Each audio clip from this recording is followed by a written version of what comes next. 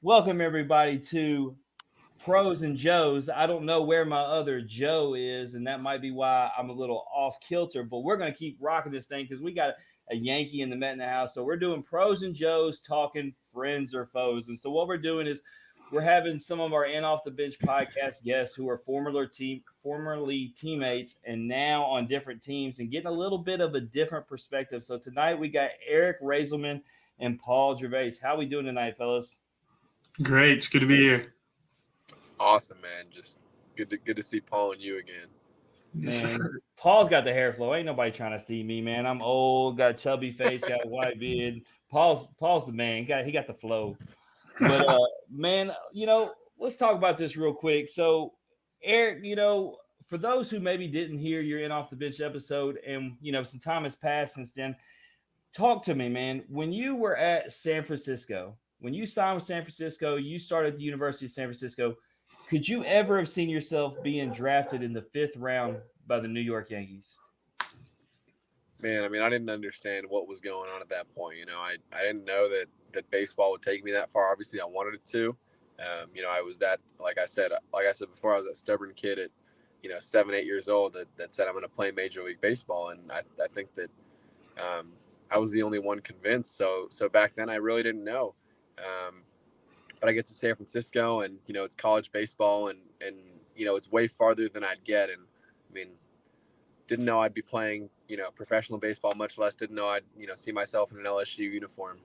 One that I'd tune into college baseball on, and any time growing up, and I'd always see purple and gold playing, and never saw myself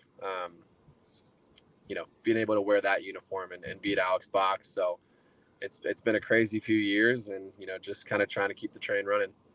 Yeah, and I mean, y'all have similar paths going to you, Paul. Same thing, man. You're at Wake Tech Community College. I mean, we talked to you. Did you ever see yourself being drafted in the 12th round by the New York Mets? Not even close. No way. No, it's a crazy experience, man. Like Russ said, we were both the same for me, kid that told everybody, "Oh yeah, I'm going to play Major League Baseball," and everyone was like, "Okay, well, you better make sure you have a backup plan." So, I don't know about that one, and yeah, I guess it kind of took me a while to figure out that hey, you don't just get there by wanting to. You actually got to put in the work, and like Russ said, just this journey took us to LSU, and which is unbelievable. I couldn't have picked a better university to go to, and then now in pro ball, it's got to work our way up now. So it's a lot of fun. Yeah, it's an interesting dynamic. A lot of these guys that we interview, like yourselves, from the SEC top teams, get drafted. Didn't start off at LSU or Ole Miss or Mississippi State or Arkansas. It's amazing how many of you guys come from another school first and then work their way there. So, not everybody's Dylan Cruz, right? And I don't think people really understand the grind and how guys like you believe in yourself and you work your way to get, like you said, to LSU to ultimately getting drafted. And sometimes I think it's unappreciated, just the amount of work that you guys put in. And so, Eric, for those who don't know, draft day, what's it like for you? Where are you at? Who are you with? How's it go down? Well, first and foremost, I gotta address the no one's Dylan Cruz comment. Yeah, no one is Dylan Cruz. Just to throw that out there. Nobody is Dylan Cruz. Nobody will be Dylan Cruz. Dylan Cruz is Dylan Cruz. So felt like Paul, you were going to if I didn't. So Yeah, for sure. yeah, I had to throw that out there. Man, draft day was crazy. I obviously known it was coming that year. Been looking forward to it. I mean, was just trying to put myself in the best possible position. But come draft day, there's nothing else I can do. It's just sit by the phone and hope you get a couple texts or a call that you're expecting and looking forward to. And it was a crazy kind of ride of emotions. We knew it was going to be day 2. Didn't know how early. From what we were hearing early on, it could have been as early as the 3rd. And things didn't go our way. Like I understood it could have gone anyway, and I was all right with it. I just wanted to play professional baseball, wanted to see what was out there, and kind of realize that dream. But I was at a restaurant. It was actually a pizza place that we used to go to a lot growing up. Thought it'd be a perfect spot. All family friends remembered it, and probably about 18, 19 people, just like close family, 4 or 5 friends, and got there. put it on the TV, and it's unbelievable. I mean, it was a weird, little story. My old travel coach actually was there, and he was sitting there scrolling Twitter because he was too impatient to watch it on TV. So he knew about 15 seconds before the rest of us did. And, he started shaking me, yelling something about the Yankees. I was like, dude, stop, please stop. And I actually found out, half a minute later that it was the Yankees. So it was an unbelievable day. Definitely something I'm going to remember for the rest of my life. I'm glad I was able to have family there with me. Yeah, no doubt. For me personally, like, growing up, like, it was the Yankees and the Dodgers were such a big deal. And even for Paul, the Mets, which we're fixing to get to. And so the idea, like, to your point, like, dude, the Yankees just drafted me. Like, I couldn't even put myself in your shoes and know what I mean, my heart would beat out of my chest. And so, Paul, for you, man, Mets, big time organization, especially now they're back on the map. Obviously, they were down for a lot of years. I mean, where are you at and what are the emotions like? Who's with you? Yeah, it was crazy. I thought I was going to go on the second day. It was wild because I was with my family. We were at my house watching the draft.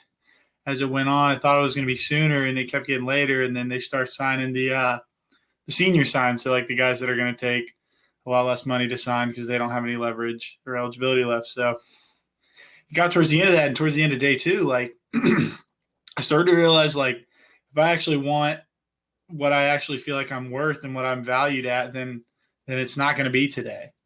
And I didn't know what it was looking like. I thought I was going to have to end up going back to school. And it's crazy how it happened. The next day, I talked to Coach Johnson a couple of times. I really thought it was about 80% sure I was going to go back to school, but I learned that they will give you over the slot on the third day, but it just comes out of their bonus pool. And I didn't even know they could do that. Yeah, well, you broke us LSU fans' hearts because you did do that when you were coming back. So thanks for that, and then ripping it out. But to your point on the slot value, I forgot who the guy is who tweets everybody as they're drafted slot value, and I learned so much about that, Paul. Like, to your point, there were guys that maybe could have been even like the 17th round, maybe getting more than a guy in the 8th round, just depended on how they all broke it down. And each team has a different setup as well and what they have to be able to spend. Yeah, so it was wild. I was actually just sitting in my room, just kind of watching it on my own, looking through it, and I was like, "Oh my god, I just got picked by the Mets." It was wild. I was like literally by myself because I didn't know what was going to happen. And my girlfriend was there, and then my parents were downstairs, and my dad was like, "Paul, I just heard your name." And then this guy called the area scout for the Mets in Louisiana, called me. He was like, "Hey man, like, we're gonna give you your number. Like, we're really excited to have you on board." And from there, it was just like a rush of emotions. Like, felt like obviously it's a dream come true, and day I'll never forget. So for you, Paul, since Eric goes first, what are your emotions like? A guy who's coming out of the pen that you've spent time with, what's it like when you see him get drafted? Oh, I was fired up. I was sitting there with my family, and we all just started cheering when we heard his name. It was really awesome. Just watching, and you hear your buddy's name go up, and you hear him talk about him a little bit, and you're like, wow, like, yeah, I went to war with that guy every single day for the entire spring, and it's really cool to see him because he wasn't the same pitcher in June that he was in February. I'd like to think that both of us made a significant progress and got better, and it was really cool to see that happen for him. Same thing, Eric. I mean, what's it like, man, seeing your buddy that you've been putting all that time in with get drafted as well to the other New York team? Well, it's funny because I saw the tweet that Paul had sent out that night saying he was going back to school, and I was like, part of me, I was like, come on, I was like, someone's gonna take him even regardless. I was like, someone's gonna take him. So I'm sitting there scrolling Twitter the next day, and sure enough, yeah, I see it. And I'm like, there it is. I'm like, there it is. I was so fired up, man. I was so fired up. Paulie deserves it. I mean, every guy that got taken, from our team last year deserved the heck out of it. And it was such a cool thing for the four of us to be able to go through that together. So if I was talking to guys from any other team, I wouldn't be able to, with Paul, I would say, you're missing out on fixing to get a national championship, because I truly believe in my heart, not as an LSU fan, but with that roster and with what Jay Johnson's doing, they're fixing to win a national championship. But my man Paul here, last time we had him on the show, was fixing to play in a championship game with the St. Lucie Mets. And he told me, Eric, he said, we got Blade Tidwell on the mound, who's also a guest of the show from Tennessee. And he said, I'm going to close this thing down when it's all said and done. And sure enough, man, Blade does his job. Paul gets a save. So, Paul, tell me what it was like with St. Lucie getting that championship just right out the gate. Yeah, it was crazy. So we were actually playing Doty's team, Cade Doty, and we didn't – it was game 2, and everybody, you get to celebrate, you get to go home the next day if you win. So we were not trying to stay another day. We were ready to go home. All of us, basically, especially the college guys, we've been playing baseball since the first week of January. We were ready to go home. We were like, we got to win this game. And so we came out strong. Blade threw, I think he went 5 scoreless. And so the plan was we went to the bridge guy, Javier Atencio, who's one of our prospects. And he got into a little bit of trouble in the 6th inning, and they called on the bullpen and told me to get ready. I'm like, and Rez knows this, like, I don't throw more than 1 to 2 innings normally. And they're like, oh, yeah, Paul, get ready, and we're gonna ride you. See how long you can go. I'm like, good Lord. So I get out of the 6th inning, 7th inning, first 2 guys get on base, get out of it. 8th inning, a little bit smoother, get out of it. 9th inning, we're up by 3. And he's like, yeah, you're going back out. I'm like, great. I'm at like 40-something pitches. I'm like, this is new territory for me. And, of course, Doty's leading off, and he hits one about 105 right up the middle to lead off the inning. And I'm like, great, he's going to make me work for this. And but then eventually got out of it, and it was really cool to win and celebrate with the guys. Yeah, you say you're not used to that, but I don't know, man. I thought in regionals they were going to just pitch you like until your arm fell off. You were pitching so well. That's the way I thought it was going, because you went 3 innings that game in Hattiesburg, didn't you? Yeah, that was the most I did the whole season. And then I went 3.1 for St. Lucie in the finals. Yeah, so we know you can do it, man. Next thing you know, you're gonna be starting, Paul. I can see it happening. But no, don't scare him. Don't scare him. No, don't scare him. I'm not starting. No chance. Paul might be the only guy that I know, only pitcher that I know. We had this conversation. I mean, like, all the guys, like, wouldn't mind starting the game. Like all bullpen guys. Like, we joke around, like Trent got to start the year before, and like he got to start, I think, in a scrimmage or something like that. And I mean, we give him some crap, like any bullpen guy that starts, we usually give him some crap, like, oh, like you're leaving the dogs behind. Like, come on, man, you're turning into one of those guys. And there's always a little banter with that. And then Paul, I swear, man, he's the only one that goes, no, I don't want it. I don't want to start a game. I like my job. I like throwing one. Put me out there. I'll throw hard. I'll come back in, sit down, watch the guys do their jobs. Like, I love it. Well, it's interesting because, like, I remember we had Taylor Broadway on before his Arizona game in the Super Regionals, right, where he'd end up starting, and he was talking about he was ready for it. He was ready for the assignment, and then we talked to him afterward, and he was like, "Yeah, it was way different." So it sounds good. It sounds good. Only Kevin Cox from that Arkansas team like just made it look normal, right? Like, golly. But for you, Eric, well, let me actually ask, because Paul brought it up, and we do like talking about the other guys, even though this is about you two. With Paul or with Cade Doty, like, he was wrecking it. Like, Eric, I know you're not a big social media guy, but like, were you seeing and following what Cade was doing? Because I know Paul's familiar. Like, Cade was wrecking it. Well, I pitched against him. Me and Paul both. Did you? It's actually, yeah, I got to throw. So I threw a little bit with the Tampa Tarpons, our low A team, at the end of the season. I, felt working on some stuff. So, I wasn't too happy with it, but I ended pretty strong and was able to face Cade. He was my first professional strikeout, and struck him out. And then, of course, he comes up the next at bat and hits an absolute piss rod up the middle. Like, he couldn't let me go. He couldn't let me go 2 for 2. He had to take 1. And I was probably the only guy that series I saw that had 1 at bat that looked even somewhat comfortable for a pitcher. It was unbelievable. He was making every guy work, found stuff off of 2 strikes, leave anything middle. He's hitting it 400 feet. I mean, he really had worked on some parts of his game that he wanted to during the last year. So he's going to be an unbelievable piece for them. He's awesome, man. I love Cade. Yeah, and we're going to get into just talking about, hoping and wishing for success and meeting up with different guys. But I was not aware that we're going to have to, for being a part of the Yankee News organization, Eric, we're going to have to talk to the SI department because I didn't see any post about that. Like St. Lucie, I seen all the stuff that had to do with Paul, and I seen all the stuff to do with Cade. So, like, I don't know, man. They were hiding your stuff, man. It's messed up. It's all right.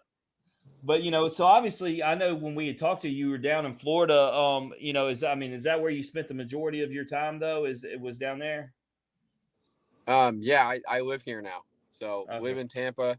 Have a place here. I have a roommate, and spending down here in the off season at the facility, working out there, working on a lot of stuff, pitch design, doing a ton of stuff down here. It's awesome. I love it. Gotcha. Well, this show is called Friends or Foes for a reason because we've done all the friendly chatter for now. We're going to get into a little of the other side of things. And so, guys, I'm going to start with you, Paul. I'm going to come to you first. Coach Johnson needs one inning. He just needs one inning. Wins the College World Series. Is he coming to you or is he coming to Reyzelman? What are we doing? You can't do that. What are we doing? Well, hey, I'm going to tell you right now, what are we doing? The Tennessee and Mississippi State guys had no problem answering these questions. Don't let LSU flake out. Oh, my God. That's unbelievable. Are you a believer in yourself and it's you or is it Eric, man? Tell me. I'm going to say Coop. Nice. He's going to go somebody else. Hey, on the last episode, I asked Cameron James and Josh Hatcher who had better home runs, and they couldn't argue their way fast enough about who hit better bombs. They were ready for that. So and that's a little bit. You're talking to two guys who closed probably an equal amount of games this year. Hey, you can look at the numbers and them, and you can see who hit more home runs. We both pitched the ninth inning about every other time. Hey, that's why the question was there. I was hoping you'd come out bold, Paul, just like it's me.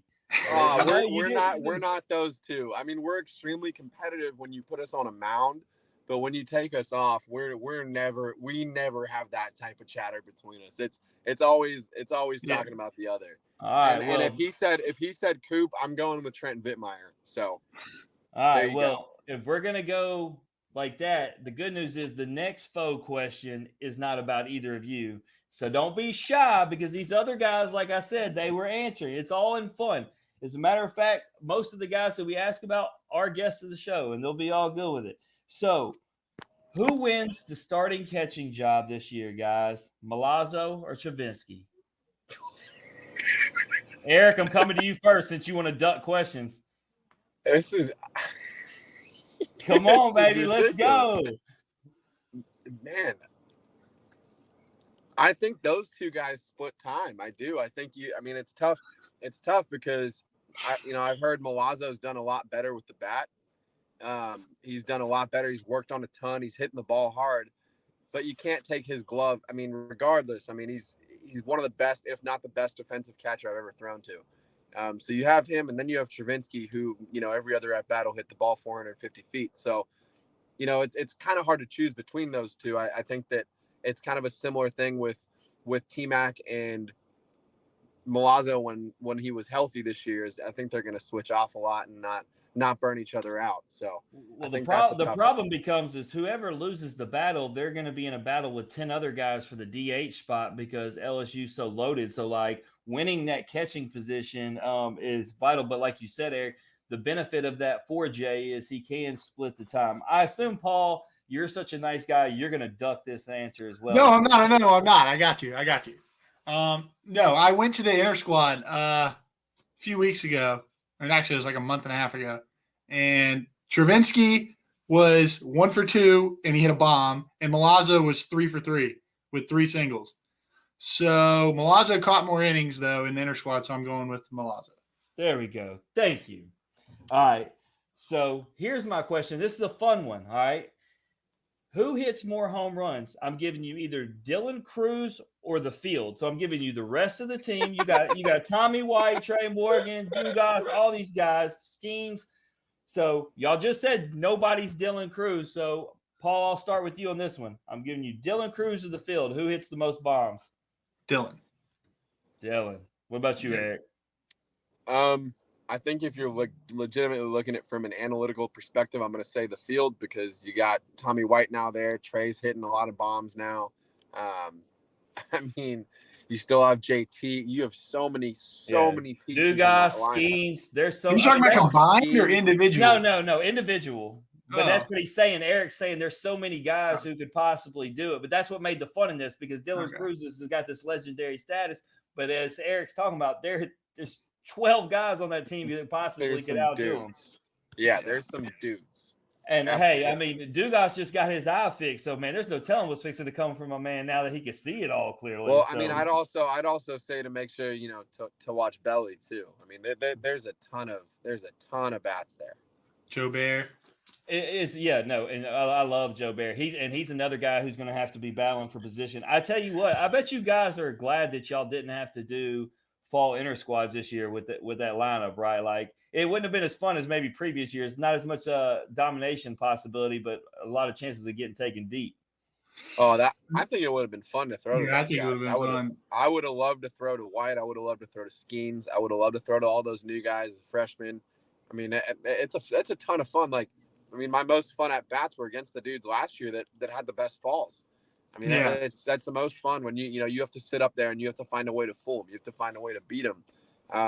That's a great time. It's the best. One of my favorite things about pitching.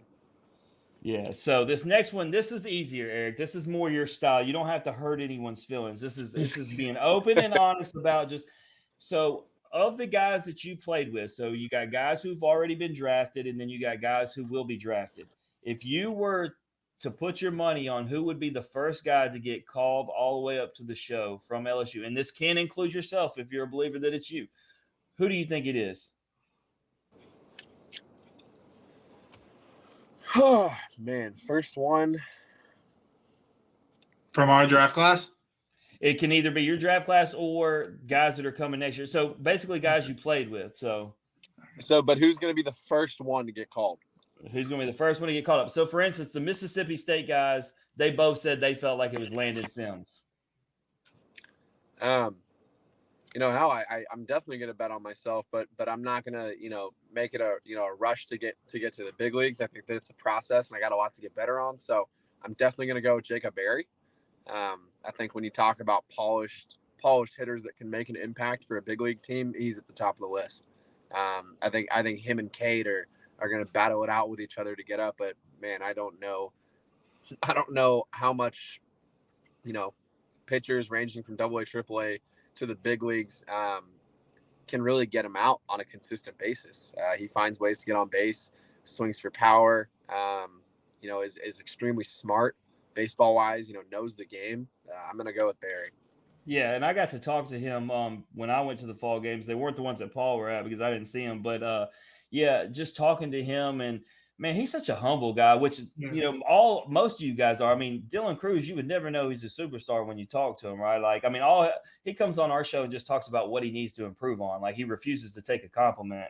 And Barry kind of falls in that same boat. But I could see it being them. And I could even see it, that's why I said even guys that haven't been there yet. I could see Dylan Cruz getting there next year and just flying right up the thing, whoever knows. But, Paul, for you, is it the same answer or you got somebody else you think? I was gonna say Cade. Cade has this thing is where what I love about Cade is he never takes anything too seriously. So like if he goes like 0 for 4, like he's like he'll shrug it off. Like he was my roommate so at school, and if he'd have a bad game, we would win the game like 8-3. He's got to do media and all that stuff no matter how he does. So I get home and he's just sitting there on the couch watching TV. I'm like, bro, you good? He's like, yeah, bro. What? We got another game tomorrow. Like, so he's just got that carefree approach, and I think even if he hits any adversity, he'll battle through it. So I think he'll definitely get there pretty quick. That's a good answer. Yeah, and there's no wrong answer in this, and it's just all. Yeah. That's why I said we'll all get there at the opening day of this year. That's what I'm going with. I love it. I'm down for it. So, Paul, you were talking about you were there for the fall. I don't know how much Eric's gotten to see, but I'm gonna start with you since you were there. What pitcher do you think, obviously there's a lot of big names in there, but what pitcher do you think from the LSU pitching staff this upcoming year is going to surprise the most people? I've been saying it since the summer. Grant Taylor. I've been saying it every day. He's going to be special this year.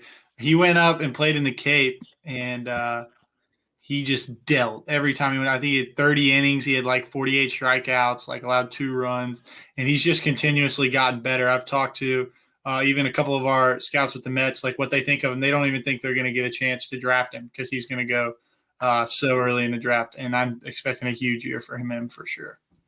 All right, so Eric, I don't want you to use the same answer, even though you were like extremely acknowledging. Give me another guy outside of Grant Taylor that you think is going to surprise people. I got 2. I got Bryce Collins and Garrett Edwards.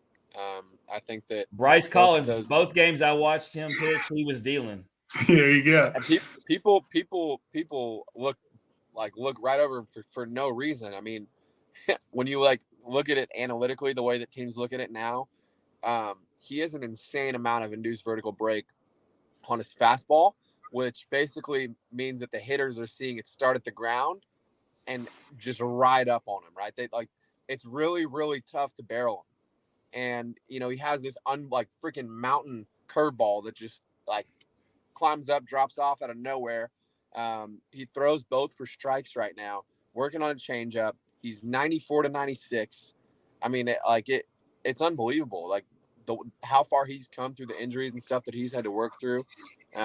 You know, you could say there's subtle bias there, him being my roommate, but I mean, I've seen him work. I've seen, you know, how much he's tried to improve and kind of the way that he's done it. It's awesome. And then Garrett Edwards, you know, also overlooked at times where, you know, when he's on, he's 92 to 95 He's with gross. his putter.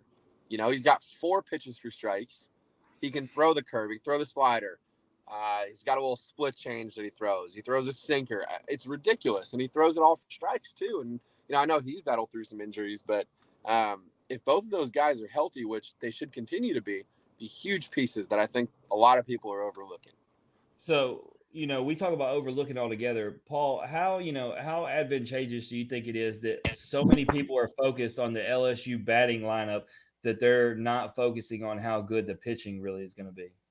Oh, yeah, it's awesome because, like, they get all the hype, the lineup does, which obviously they will is probably as long as Coach Johnson's there because, like, that's what people know him as.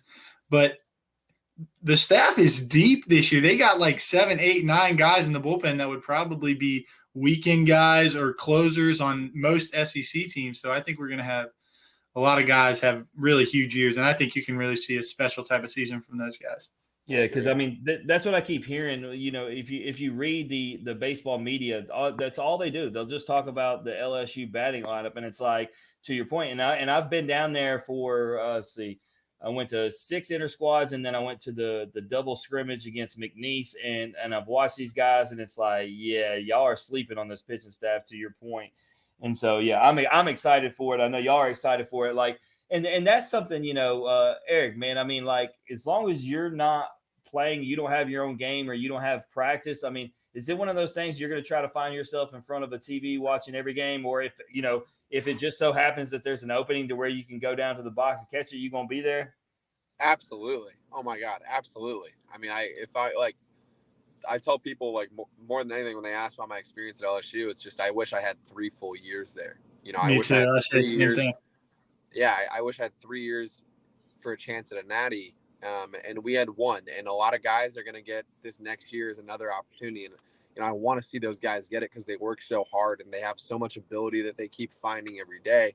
That it just fires me up to be able to watch them, root for them, and kind of see it from another lens this year. I'm really, really looking forward to it.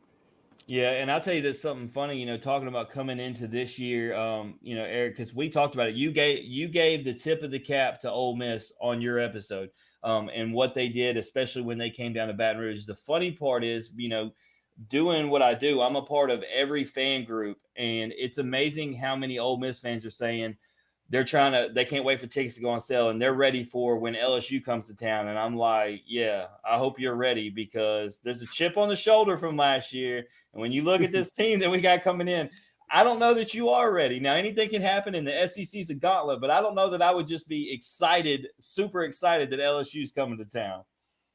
Yeah, they shouldn't be. They definitely should not be. So I can't wait to watch that series. So, you know, obviously y'all talked about, you know, obviously facing like Cade and everything, but let's take it to a next level. And especially since, you know, y'all made the comment, everybody's going to make it up. So let's include this upcoming year's draft class. Everybody, so all your teammates that do end up making it pro, they make it to the next level. I'm gonna start with you, Paul. If you can pick one guy, and it's not because you have anything personal, it's all in fun. If you could pick one guy to be the first strikeout victim that was a former teammate on the biggest stage, who's it going to be? Cade, definitely Cade. He's my roommate. Personal. That's my guy. And he got me. I walked him, and he got a hit off me this year in pro ball. So it's already started. So they gotta be Cade. I have a feeling Eric's going to come with Dylan. I just know it.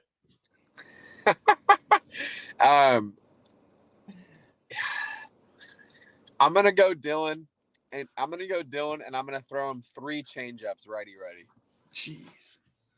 I tell you what, my favorite at bat, guys, you'll appreciate this. And it was great because it happened before Tommy White came on the episode. Ty Floyd threw him 3 straight sliders and he chased every one of them. And Tommy owned it. He came on the episode and he said, I asked him the same kind of questions I was asking you. I was like, what guys do you feel like have looked the best this fall?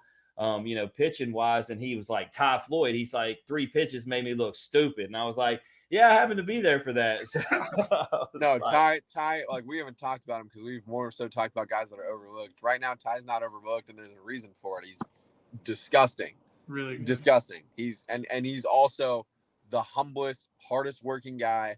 I mean, him and Dylan are pitcher and hitter version of each other. They work hard. They put their heads down.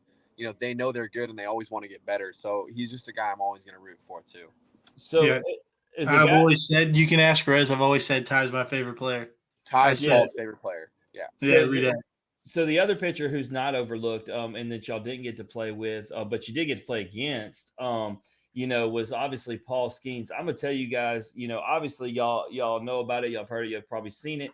Look, I go to that game against McNeese, and his first pitch is 96. The second pitch is 97. Third pitch is 98. And it's a 3 straight pitch strikeout. And he continues. And with each one, he climbed the ladder all the way to 100. And I thought at this, he's going to get to 110 the way he's going. And then he drops. Look, so he's thrown 8 straight fastballs that have ranged from 96 to 100. And so he's got this guy up there, the third batter. Anyway, and then he just drops a 78-mile-an-hour pitch. This guy swung so early, and I was like, man, if you can command your fastball like that and have them on their heels, oh my God, what a base. And that's why what we're talking about, it's going to be filthy. It's going to be fun.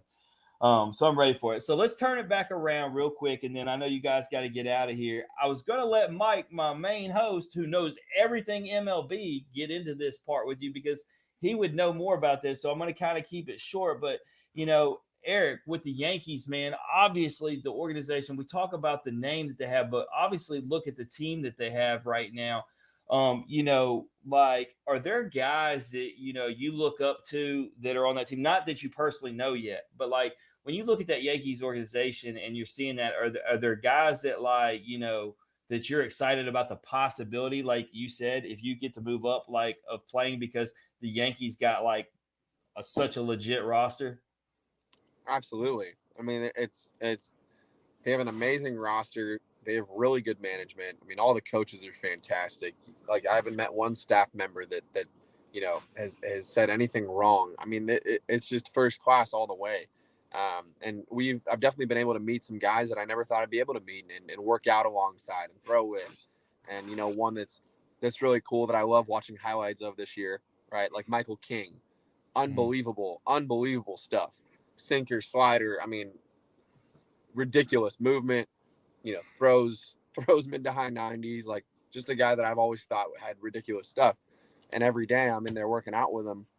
I think he's the most down to earth dude, the nicest guy. Any advice anyone needs. I mean, he understands that all these guys are in there for the first time. He went through it. Super easy to talk to. I mean, that's what I strive to be able to do, to be able to make it up to the big leagues, realize that dream, help a team win a World Series, be able to do it specifically with the Yankees, just knowing that, growing up, I mean, it's America's team. It's America's team. It's tradition, and to be able to be a part of that and work towards having a chance to win a World Series with them is crazy. And to be able to do it and remain grounded like that guy, it would be unbelievable. Michael's awesome, and it's been really cool kind of being able to meet him and see how he goes about his work. This is probably a pretty simple answer, and it's probably Derek Jeter. But if you could pick like one guy that you've watched as a Yankee, like well, and it may not be him, that you would be able to play with, like if you could basically fast forward them into time, or you go back in time, who's the Yankee that you play? Is that who it is, or is it somebody else? Mariano Rivera. Oh, that makes sense. You know what? You're a bullpen guy, and I say Derek Jeter. I just think about his fame, but Mariano Rivera is the best, no doubt. Yep. I don't even know why I even thought that. So last one in reference to the Yankee guys, did you any baseball player is going to be a fan and watch Aaron Judge and what he's doing, but as being a guy who's a part of the Yankees organization, was there extra excitement watching a guy do what he did? Absolutely. We watched every game. I mean, we loved it. It was awesome, and to have a team to root for, knowing we're a part of it, it's just an unbelievable feeling.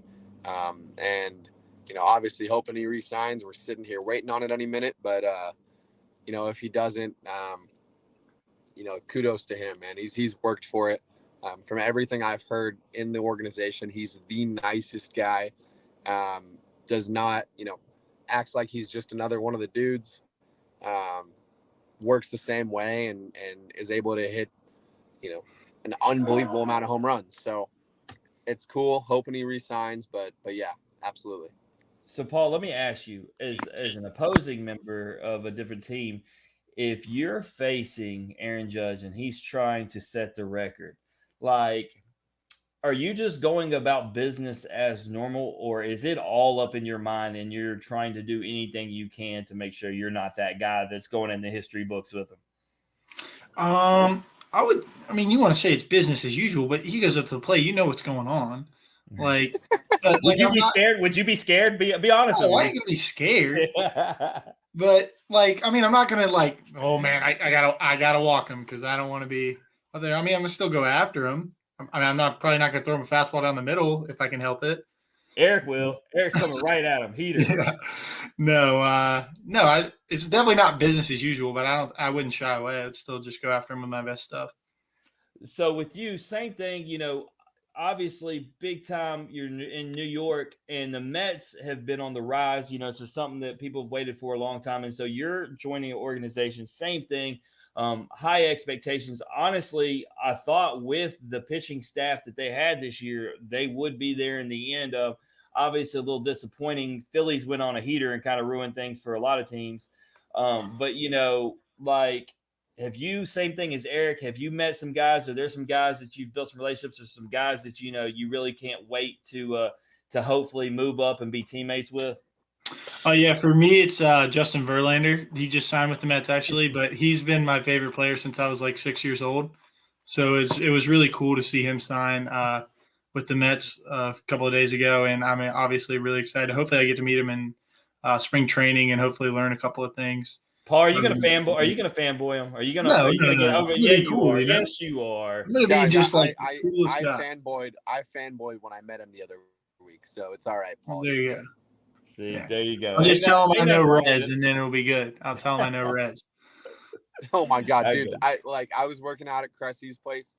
I was throwing a bullpen there, and he's in there, and I don't even hide the fact that I literally just look up to this guy like none other.